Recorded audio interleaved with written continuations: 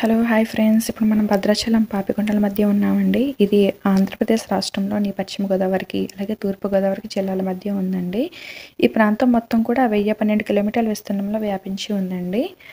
అలాగే మనకి భద్రాచలం నుంచి అంటే తెలంగాణలో ఉన్న భద్రాచలం నుంచి 60 కిలోమీటర్స్ దూరంలో ఈ పాపికొండలు అనేవి ఉన్నాయండి. అలాగే రాజమండ్రి నుంచి కూడా 60 కిలోమీటర్స్ దూరంలోనే పాపికొండలు అనేవి ఉన్నాయి. ఈ పాపికొండలు అనేవి మనకి ఇలా లాంచ్లో ఇక్కడ ట్రావెల్ చేయడానికి ఉంటుందండి. మనం 60 కిలోమీటర్స్ వెళ్ళిన తర్వాత అక్కడ చాలా లాంచ్లు ఉంటాయి. అక్కడ మనం టికెట్ తీసుకుని లాంచ్ ఎక్కి ట్రావెల్ చేసుకుంటూ పాపికొండలు అనేవి చూడడానికి ఉంటుంది. లేదంటే మనం ఆన్లైన్లో కూడా బుక్ చేసుకునే ఫెసిలిటీస్ అయితే ఉన్నాయండి. పాపికొండల్లో అడవులు ఉన్నాయి కదండి, అడవుల్లో స్టే చేయడానికి కూడా ఫెసిలిటీస్ ఉన్నాయంటండి. ఫుడ్ దగ్గర నుంచి అన్నీ వాళ్ళే చూసుకుంటారంటండి. అలాగే ఈ అడవుల్లోని పాపికొండల్లో ఉన్న ఈ అడవుల్లో మూవీస్ కూడా చాలా తీశారంటండి. మెయిన్‌గా అయితే గోదావరి మూవీ అయితే మొత్తం కంప్లీట్‌గా ఇక్కడే తీశారంట. అలాగే అంజీ మూవీ కూడా ఈ అడవిలోనే తీయడం జరిగిందంటండి.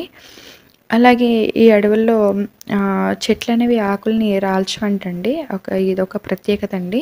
ఇక చాలా రకాల గిరిజనులు అనేవాళ్ళు జీవిస్తున్నారంటండి ఈ అడవుల్లో. అలాగే సీతారామయ్య గారి మనవరాలు కూడా ఇక్కడే తీశారంటండి. గోపి గోదావరి కూడా ఇక్కడే తీయడం జరిగింది ఈ అడవుల్లో. భద్రాచలం నుంచి పాపికొండలు యాత్ర చేసేవారు తూర్పుగోదావరి జిల్లాలో ఉన్న శ్రీరామగిరి గ్రామంలో పుణ్యక్షేత్రం సందర్శించుకోవచ్చండి. శ్రీరామగిరి అనే పుణ్యక్షేత్రం ఉందండి అక్కడ గ్రామంలోని.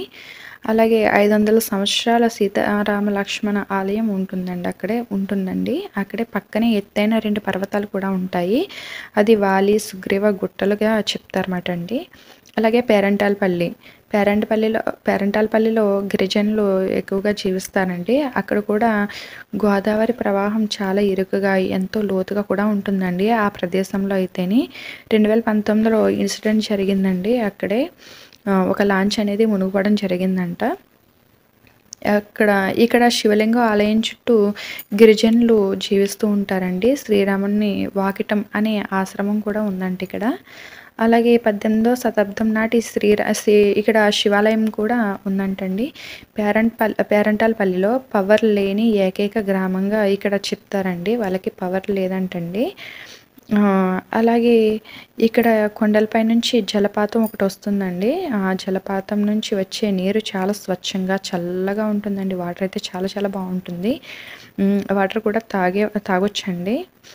ఈ ప్రాంతంలో చాలా ఆహ్లాదకరంగా ఉంటుందండి. ఈ ప్రాంతం అయితే సూపర్ ఉంటుందండి. ప్రాంతం అయితే లాంచ్లో అయితే ఫుడ్ దగ్గర నుంచి వాటర్ దగ్గర నుంచి అన్నీ వాళ్ళే పెడతారండి. మనం మనీ పే చేస్తే.